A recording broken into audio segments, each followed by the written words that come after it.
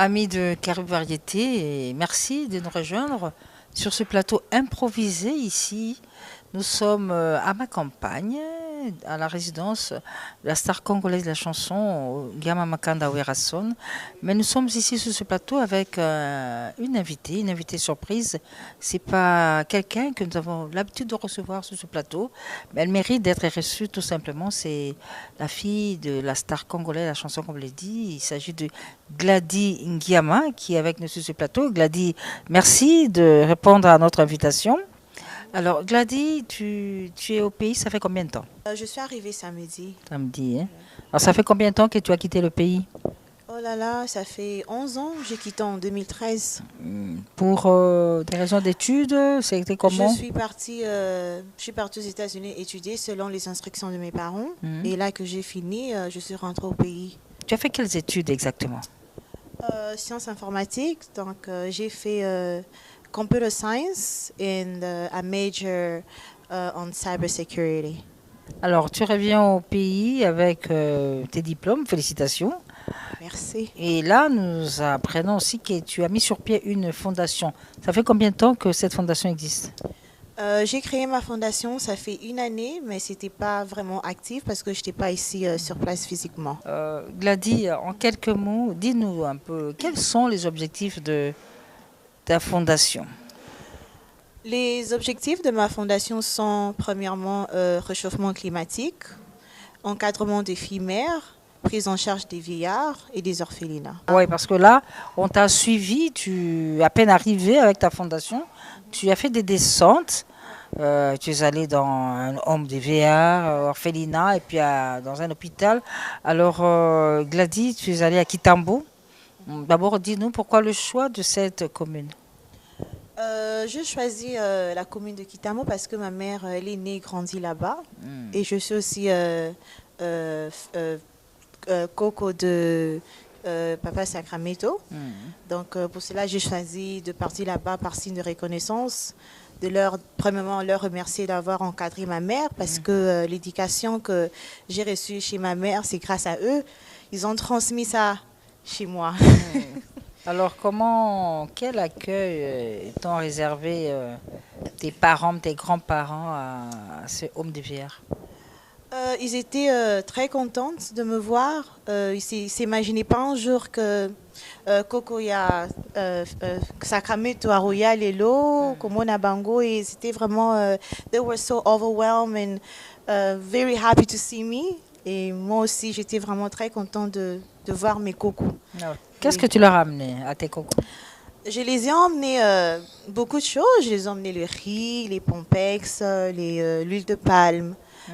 Je les ai emmenés le foufou, les jus. Je les ai emmenés beaucoup de choses. Ce que les gens vont voir, je les ai... quand j'ai passé, je les ai donné les biscuits parce que les autres choses que j'ai emmenées étaient lourdes.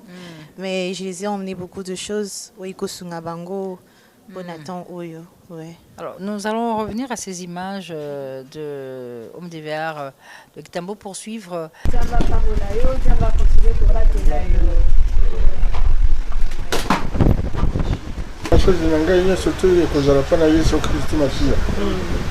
Oyo apesi bino ngoye mpona kolongola bandako koye awa kokisa na bino nyonso natiki yango na maboko na yo.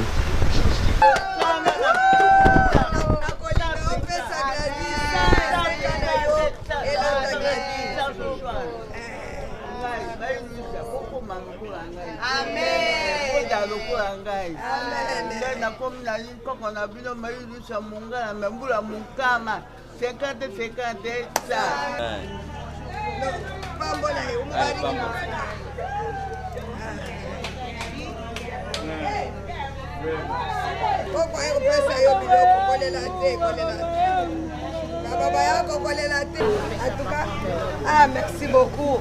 Na kombo ya bakoko nyoso. Na lakisi enveloppe na batu nyoso. Oyo ezali enveloppe euti na koko na biso Gladys. Mpona ngai nakobenge mwana te, mpona ngai za koko na ngai. Awa ye na mabele ya bakokoloko na ye, na kombo ya bakokoloko nyonso Gladys kola bala bota okoma mama okoma mutu munene okoma koko, okoma kokoloko. Retour sur ce plateau improvisé où nous recevons Gladys Ngiama, la présidente de la fondation qui porte son nom, pour maintenant parler de la deuxième étape de sa descente. Alors Gladys, tu es allée à Bandal. Bandal, dans un orphelinat. D'abord, dis-nous pourquoi le choix de cette commune de Bandal. J'ai choisi la commune de Bandal parce que mes papas ont débuté leur carrière musicale là-bas. Donc, en vrai dire, je veux dire Wenge. Ils ont débuté là-bas et par signe de reconnaissance, je voulais aller voir les orphelins là-bas. Donc voilà. Alors, tu es allé à cet orphelinat à Bandal. Bandal, c'est Paris, c'est ça le slogan. Alors, dis-moi, comment on t'a accueilli là-bas? Les enfants m'ont vraiment très bien accueilli. Ils m'ont très bien accueilli. J'étais partie voir les enfants parce que ces enfants ont traversé des moments difficiles. Ils ont perdu leur papa, leur maman. Pendant tant d'années, ils n'avaient personne. Lors de cette descente, la présidente de la fondation Ngiama, Gladys, a partagé un repas avec les orphelins. Et à l'issue de ce repas, les orphelins n'ont pas tari d'éloges sur le geste posé par Gladys Ngiama. Regardez. Merci à vous, mes frères et sœurs, de me recevoir aujourd'hui. C'était vraiment mon souci de passer, de vous voir heureuse comme ça. Insister à l'éducation, mes frères et sœurs, continuez à étudier, obéir vos parents. Faut pas être impoli parce que Papa Mbouyi, il fait tout pour que vous soyez bien. Et aussi, j'ai emmené quelques fournitures scolaires. J'ai emmené quelques fournitures symboliques et le reste, ça viendra, comme c'est la rentrée scolaire. Que Dieu vous bénisse. Que Dieu vous bénisse. Merci. Et une petite enveloppe. And I wanted to say again, thank you, all my sister and brother. I'm very happy to see you guys. I really want to insist on going to school. You guys are the future. Vous êtes l'avenir de demain. Continuez à aller à l'école. Si moi aujourd'hui je suis comme ça, c'est parce que je suis allée jusqu'à la fin. J'ai étudié. Il n'y a rien qui dépasse l'éducation et la sagesse que nos parents nous donnent. Vous comprenez? Oui. En tout cas, merci beaucoup. Je vous aime beaucoup. Merci beaucoup. Oui. Merci Oui. beaucoup, maman. Les enfants. D'accord. Merci beaucoup pour ce soutien. Ça va servir à l'œuvre de Dieu. Que Dieu vous bénisse. Merci Yaya Gladys, que Dieu vous bénisse abondamment. Merci Yaya Gladys, que Dieu vous bénisse. Merci. Merci Yaya Gladys, que Dieu vous bénisse. Voilà, merci. Alors, Gladys, là on vient de voir tous ces messages de bénédiction, de remerciement de ces orphelins, orphelines qui sont encadrés par un couple. Alors, dis-moi, qu'est-ce qui t'a personnellement marqué dans cet orphelinat? Ce qui m'a marqué, c'est, je ne savais pas quand je suis partie, la personne, le papa qui encadre mes frères et sœurs, il est aveugle, mais par l'amour qu'il a envers les enfants, il s'est décidé d'encadrer ses enfants et ce n'est pas donné à tous les papas. Oui, il y a beaucoup de papas, ils ne sont pas aveugles, ils font d'autres choses, mais lui, c'est vraiment spécial. C'est vraiment très spécial ce qu'il est en train de faire, que Dieu lui bénisse et que Dieu encore... So God bless the couple Mbouyi for taking care of my sister and brother. God bless them, because it's not all the parents who take care of the kids who doesn't have a mothers and fathers. Thank you. Thank you. Alors Gladys, nous sommes allés à Tchangou. Tu es allée à Tchangou, plus précisément où? Donc j'étais partie à l'hôpital Bikoukou, Massina, Petro Congo. Alors, qu'est-ce qui t'a touché? Il y a eu un cri de cœur que tu as eu de la part des pensionnés de cet hôpital. C'est un hôpital qui est spécialisé en quoi précisément?